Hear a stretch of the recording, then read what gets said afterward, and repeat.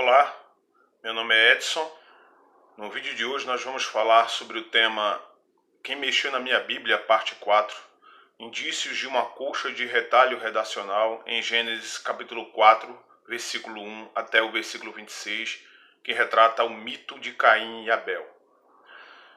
A narrativa é límpida, o texto é devassado por toda a história da humanidade, e todos aqueles que tiveram de alguma forma acesso a esse tipo de informação, que leram as chamadas escrituras, que a seu tempo para algumas comunidades se tornaram escrituras sagradas, têm alguma familiaridade com o texto. O texto em si trata da figura representativa dos dois primeiros filhos de Adão e Eva. Ora, nos textos anteriores, das minhas abordagens dessa série de vídeos Quem Mexeu na Minha Bíblia, eu tratei também sobre o surgimento dessas personas, de Adão e Eva, e de como que as configurações que aconteceram para que essas narrativas fossem criadas, de narrativas do homem do campo, das situações de nascimento e de construção de cidades, e de como que essas percepções de mundo eram a seu tempo assimiladas. No texto de hoje, a abordagem é a mesma. O que está implícito nessa narrativa de Caim e Abel é a história de dois irmãos que nascem decorrentes dessa união entre Adão e Eva. E o primeiro filho que nasce dessa união é chamado de Caim. Caim tem uma expressão na própria narrativa do texto bíblico muito interessante, porque quando Caim nasce, essa mulher, essa persona chamada Eva, ela diz o seguinte: olha, eu adquiri um homem da parte de Javé, da parte do Senhor. Ou seja, para Eva, naquele instante, naquela configuração daquele texto, conforme a narrativa e a memória traditiva ela traz à tona, ela não tem o nascimento de um filho na figura de Caim, mas sim o nascimento de um homem, adquirir um varão com auxílio do Senhor, ou seja, adquirir um homem com auxílio de Javé. Na representação de Eva, nessa descrição do texto narrativo do Gênesis capítulo 4, ela atribui a figura de Caim não à persona de um filho, de uma criança frágil no seu nascimento e que de algum modo vai precisar, estrito senso, da ajuda dos pais. Mas, pelo contrário, ela atribui a Caim a figura de um homem. Eu adquiri um homem da parte de Javé, da parte do Senhor. Isso querendo deixar bem claro uma coisa, que como no texto bíblico anterior, nas narrativas da criação do Gênesis capítulo 1, versículo 1 até 2 e 4a, e também no texto de Gênesis capítulo 2, 4b até 3 e 24, as narrativas da criação vão dar conta de que a mulher veio do homem, ou seja, a Eva nasceu a partir da costela do homem, ou seja, ela era proveniente do homem, foi o homem que lhe supriu a vida. Então, ela só passou a existir porque do homem ela foi tirada. Agora, na narrativa do nascimento dos filhos de Adão e Eva, Eva atribui à figura de Caim a alcunha de um homem, ou seja, agora é o homem quem sai da mulher. Eu adquiri um homem da parte do Senhor. Ela não chama essa figura Caim de filho, ela chama de homem. Ela diz que, assim como na narrativa anterior, ela saiu do homem, agora é o homem quem sai da mulher na figura de Caim. Esses textos ficam postos dessa seguinte forma: Caim é agricultor, é alguém que cultiva o solo, é alguém que cuida da terra, é aquele que permeia seguridades que o solo pode lhe dar mediante as muitas chuvas, a fecundidade, a ajuda da divindade propriamente dita. Ele está nesse espaço de vivência, de existência, como um pequeno agricultor. E como um pequeno agricultor, Caim provido e provém a partir do fruto da terra. Então ele precisa ter uma mediação da divindade e da fecundidade com relação ao solo. Ele precisa que a divindade lhe outorgue chuva. Ele precisa que a divindade trabalhe o solo juntamente com ele. Ele sente que a presença da divindade faz parte do seu dia a dia, no labor, no trabalho, na configuração do solo, no revolvimento do solo para que o solo venha a dar fruto. E ele é alguém que nessa cultura nômade primitiva está totalmente estabelecido no seu lugar. E logo após essa narrativa do nascimento de Caim, vem a figura de Abel. E a figura de Abel vem retratada como se fosse um nascimento de só menos importância. Quando Abel nasce, Eva diz acerca do nascimento dessa criança o seguinte: essa criança é para mim um sopro ou uma vaidade. É isso que significa o nome Abel. Fica sopro, vaidade, coisa sem importância, sem significância, como se já estivesse sido dito que no nascimento de Caim o que se tem é a figuração de um homem, mas não apenas de um homem que sai da mulher agora. Nós temos o nascimento de dois filhos, originariamente nas tradições narrativas das figuras de Adão e Eva. Esses dois filhos, um tem por nome Caim, que significa uma aquisição, que significa alguém que tem domínio, mas que principalmente a raiz do nome Caim significa também ferreiro. Alguém que manipulava a seu tempo os elementos através da forja e do trabalho para fazer instrumentos de usos domésticos, mas também para forjar instrumentos bélicos. Ou seja, Caim também é aquela figura que agora vai dominar a ciência do bem e do mal. Os ferreiros que surgiram provavelmente no ano de 1200 a.C., a Idade do Ferro, quando eles surgem, eles são considerados feiticeiros dentro dos seus espaços de vivência. Por quê? Porque o ferreiro forjava não apenas os instrumentos de utilidades domésticas do dia a dia, mas eles forjavam também os instrumentos da morte. Ele trabalhava com a vida, com a manutenção da vida, dos elementos que eram forjados na sua forja pelos ferreiros, tanto quanto trabalhava com a morte, fazendo instrumentos de morte, espadas, lanças e instrumentos de morte os mais variados. E porque ele trabalhava com fogo, porque ele atiçava o fogo, porque ele tinha na bigorna o seu instrumento primordial para bater e forjar aquilo que ele queria forjar, ele trabalhava o tempo inteiro com vida e morte. Por atiçar o fogo, eles eram compreendidos nessas sociedades como sendo feiticeiros, porque mexiam e atiçavam o fogo o tempo inteiro. Essa é a figura representativa de Caim. Mas veja, na narrativa bíblica original, Caim era um pequeno agricultor, ou ele representa os agricultores daquela época. Em algum momento, por causa de uma grande fome que houve naquela região, um grupo de pastores, e aí você tem na figura de Caim a representação dos agricultores previamente estabelecidos nesses espaços, mas Caim também é atribuído a Caim, na figura do seu nome, a ideia de feiticeiro, ou a ideia de feiticeiro como aquele que atiça o fogo, mas primordialmente a ideia de ferreiro, alguém que forja as ciências do bem e do mal, o bem na utilidade dos elementos forjados para usos domésticos, e o mal na expressão de forjar elementos de morte, não é? Como espadas e lanças.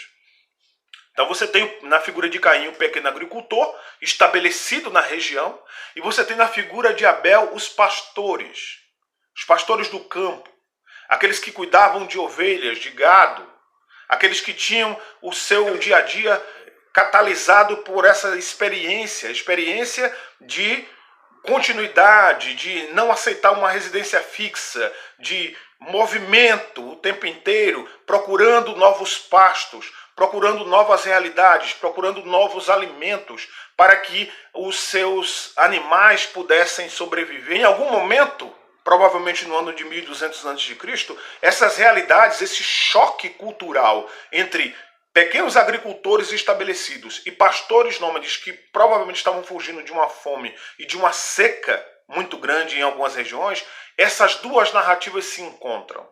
E quando elas se encontram, há um choque anafilático implícito. Os povos que vieram como pastores, que são das descendências de Abel, eles se encontram com os povos que estavam estabelecidos no campo, que são das descendências de Caim. Quando esse choque cultural acontece, os pastores que chegam lá e são recebidos pelos agricultores, eles começam a seu tempo se estabelecer na região e tomar, certo modo, alguns espaços territoriais para si. Pegam os seus rebanhos, levam para as montanhas, pegam os seus rebanhos, levam para algumas extremidades dos campos, para que eles ali se alimentem. Isso a contento por causa da concepção que os agricultores tiveram previamente com eles. Bom, é bom que você tenha sempre em mente a ideia de que agricultor nessa narrativa são aqueles que são descendentes de Caim e pastores são aqueles que são descendentes de Abel. Quando os pastores chegam e são recebidos por esses pequenos agricultores, eles começam a ocupar um espaço que vão lhes sendo outorgados. E ao seu tempo eles vão cuidando e vão engordando o seu próprio gado, engordando a sua própria criação. E quando essa criação começa a prosperar, os agricultores começam a cobrar impostos dos pastores que ali estavam. E quando esses impostos são cobrados, todos eles, tanto agricultores como pastores, são tributários do Estado. Estão ali a serviço do Estado. Aquilo que é plantado e colhido é atribuído ao Estado. Aquilo que é criado e engordado como gado na perspectiva dos pastores também é tributar ao Estado. E quando essas duas grandes narrativas dos pequenos agricultores e dos pequenos pastores, elas chegam diante dessa convergência do Estado, o Estado é quem decide qual das narrativas ele prefere. Se ele prefere o alimento do homem do campo ou se ele prefere a engorda da criação dos pastores do campo também. E nessas narrativas, quando essas duas ofertas chegam, a oferta de Caim e de Abel, na figura do Estado, como representação da divindade que recebe essas oferendas, que recebe essas ofertas, que recebe esses sacrifícios oriundos das suas próprias manufaturas, quando essas narrativas chegam até o Estado escolhe a narrativa ou escolhe a criação dos pastores e não a criação dos agricultores. E é por não ser escolhido, no caso das narrativas, o cultivo do solo por parte dos agricultores, que tem a representação do texto narrativo do Gênesis. Ou seja, se diz que Caim levou o seu sacrifício a seu tempo para que Deus o recebesse, e que Abel também levou a seu tempo o sacrifício. Ora, o sacrifício de Caim era um sacrifício muito bonito. Algo como, por exemplo, uma cesta muito grande com os frutos do campo, com raízes do campo, com frutas do campo, as mais belas possíveis. Imagine uma cesta devidamente ornamentada, com toda a sua beleza, com o viço radiante dos produtos originariamente tirados do solo, da sua plantação, do vigor que a sua plantação lhe deu. Essa oferta é entregue, imagine. E a oferta de Abel é uma oferta de um sacrifício cruento. Ele pega um animal e ele mata esse animal. E esse animal é oferecido para essa divindade que aqui, na narrativa do texto bíblico, é representada pelo Estado. Ele entrega o seu sacrifício como um sacrifício de sangue, um sacrifício que esguicha sangue, um sacrifício cruento, um sacrifício, de certo modo, até nojento de se ver. E quando essas duas ofertas são colocadas diante da divindade, que aqui eu reputo e deixo bem claro que é o Estado quem estava recebendo essas duas narrativas, quando estão diante do Estado essas duas narrativas, essas duas ofertas, esses dois sacrifícios, o Estado opta pela criação de animais e não pelo cultivo do solo. E é por isso que ele opta pela narrativa de Abel e não pela narrativa de Caim. E é por isso que há uma cooptação nesse momento pela via do Estado para que pastores agora estejam a serviço do Estado, muito mais próximos dos serviços do Estado do que estava muito tempo antes os agricultores. São narrativas da criação que contam a história de Abel como sendo um pastor de ovelhas, de Caim como sendo um agricultor, e de que em algum momento, por alguma sociedade primitiva, essas ofertas, esses sacrifícios entraram em rota de colisão. E quando entraram em rota de colisão, um sacrifício foi aceito, ou seja, uma narrativa da construção da sociedade foi aceita, a narrativa dos pastores, no caso, preferido em Abel, e as narrativas dos agricultores foram solapadas e foram preteridas. E porque elas foram preteridas, os agricultores prefigurados na figura de Caim, eles se insurgem contra os pastores, um choque de realidades estatais estabelecidas, e eles se levantam na figura de Caim e matam o seu irmão, ou seja, Abel. E nessa mortandade em que Caim mata Abel, os agricultores matam o homem do campo, os pastores, ou os agricultores expulsam os pastores daquela região para que a única narrativa aceita pelo Estado, ou aceita por Deus, seja a narrativa do agricultor e não mais a dos pastores. É isso que está posto na narrativa do Gênesis. As tradições de Caim e Abel falam do conflito entre pastores e agricultores. Mas também fala do conflito entre cidade e campo.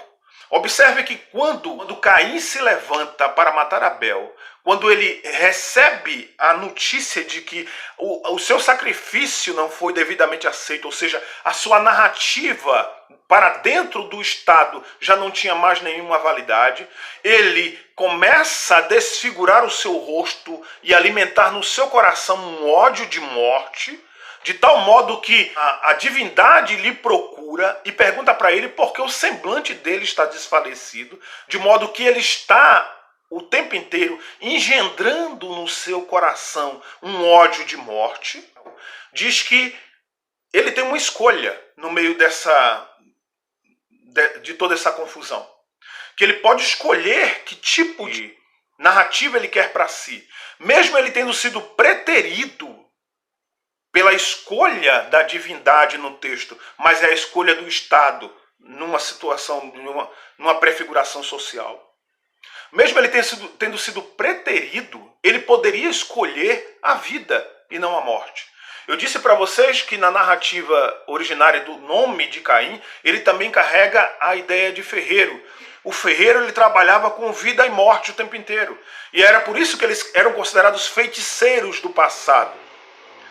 Aqueles que manipulavam o fogo, aqueles que trabalhavam com instrumentos de vida e de morte o tempo inteiro, aqueles que manipulavam o ferro aquecido ao extremo sobre a bigorna, forjando a sua própria narrativa, forjando a sua própria história.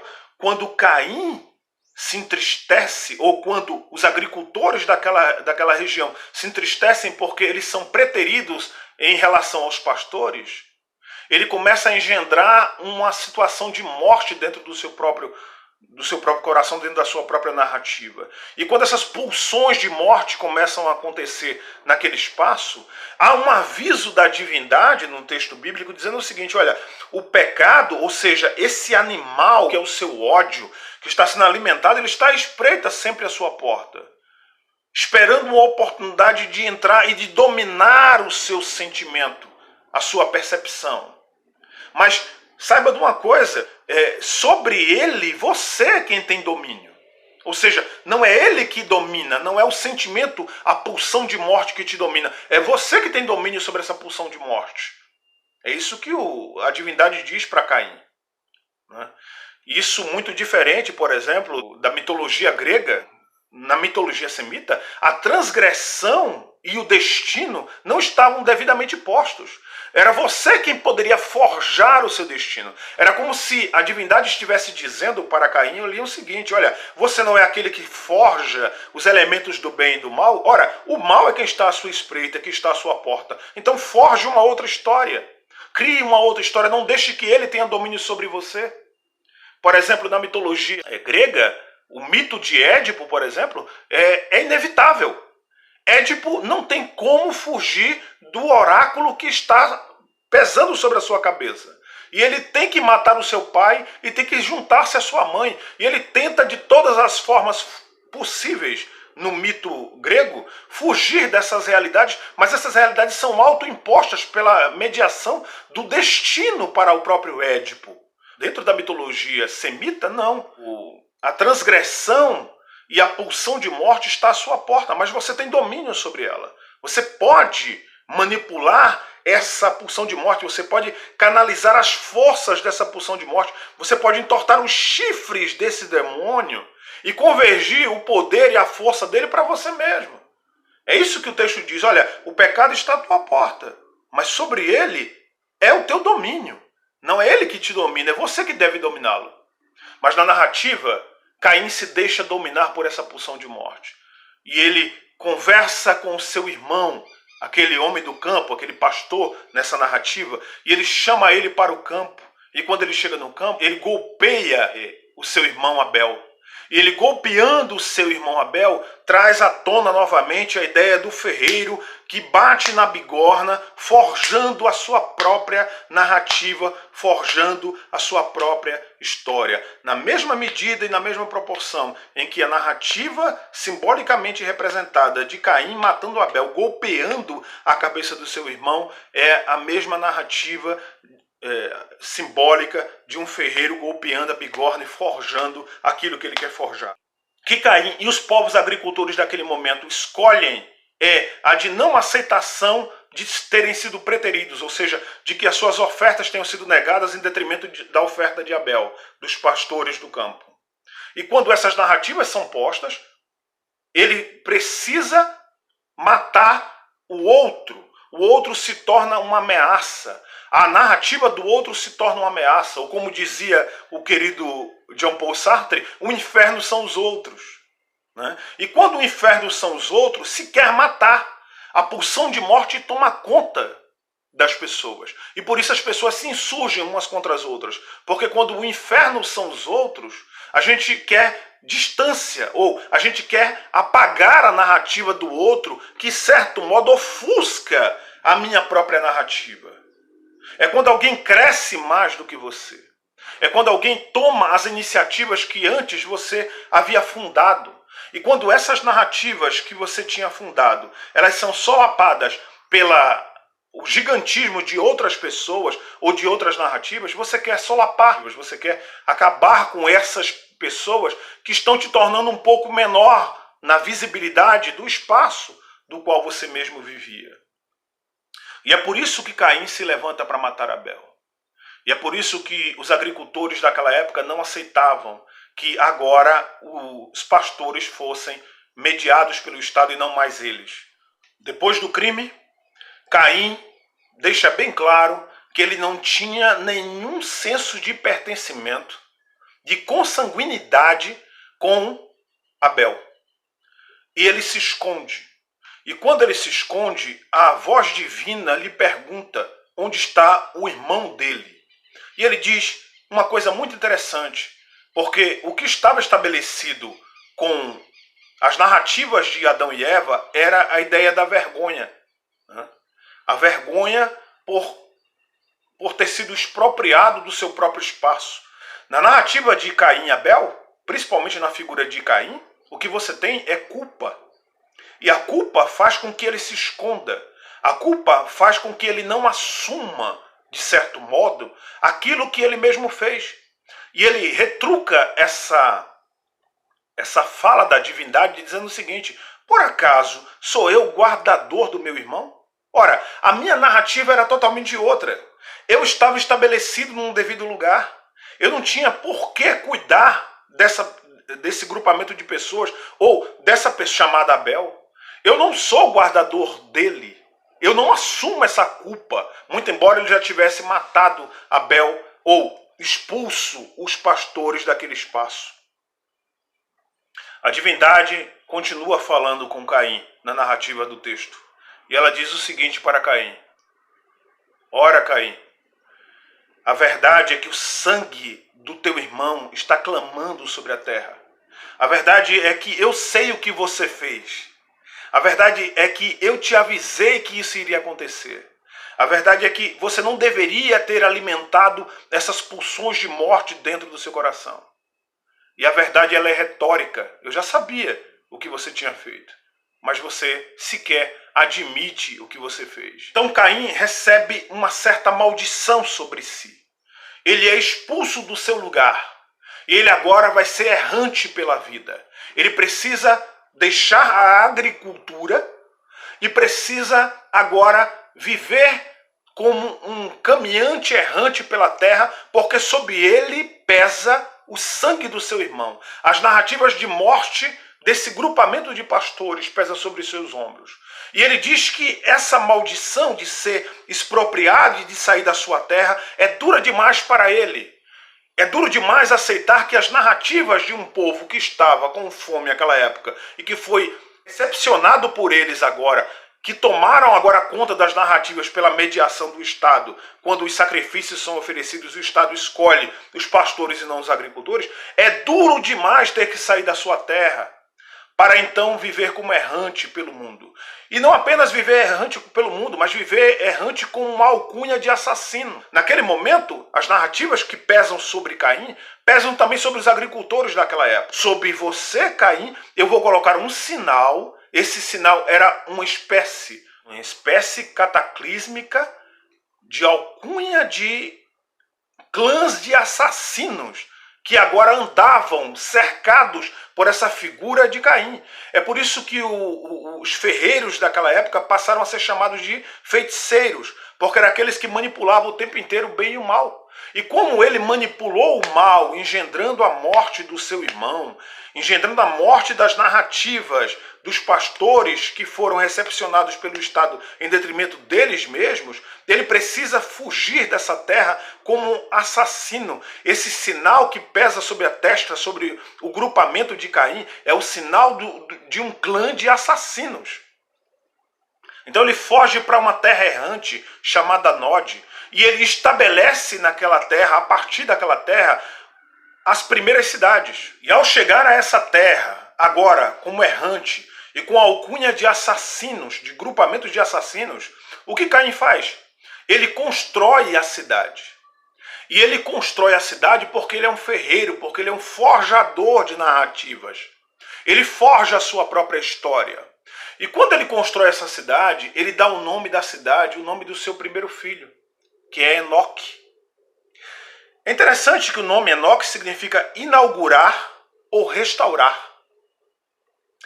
E quando Caim ele forja essa cidade, essa primeira cidade, ele cria uma dimensão estrutural de um choque narrativo entre cidade e campo.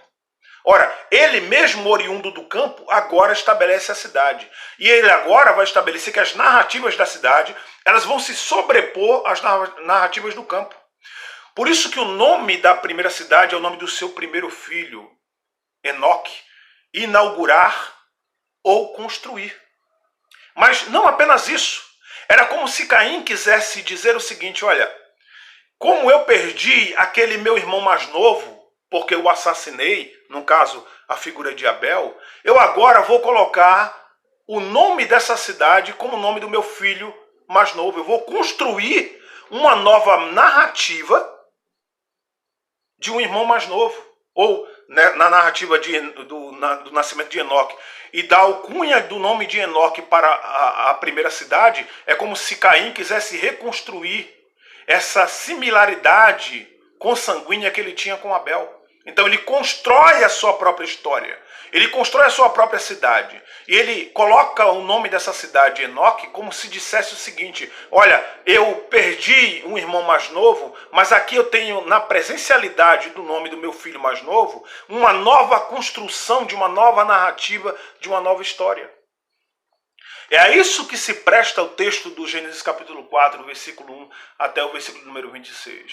O mito de Caim e Abel fala desse confronto, dessa disputa narrativa entre pastores do campo e pequenos agricultores. E quando há um choque civilizatório entre essas narrativas e as ofertas que são aceitas ou preteridas por essa divindade, que é a representação do Estado, faz com que uma cultura seja extraída daquele lugar e outra cultura seja aceita. A cultura que aceita é a cultura de Abel, em detrimento da cultura de Caim. E por isso o sacrifício de Abel é aceito e o sacrifício de Caim não é aceito. E por isso o grupamento de Caim se insurge contra Abel, fogem para a construção das primeiras cidades. E nas narrativas das primeiras cidades, eles fazem as suas construções de modo a solapar todas as narrativas do homem do campo. Agora é a cidade quem vai se insurgir contra a vida do homem do campo. E todas as vezes que a cidade se insurge contra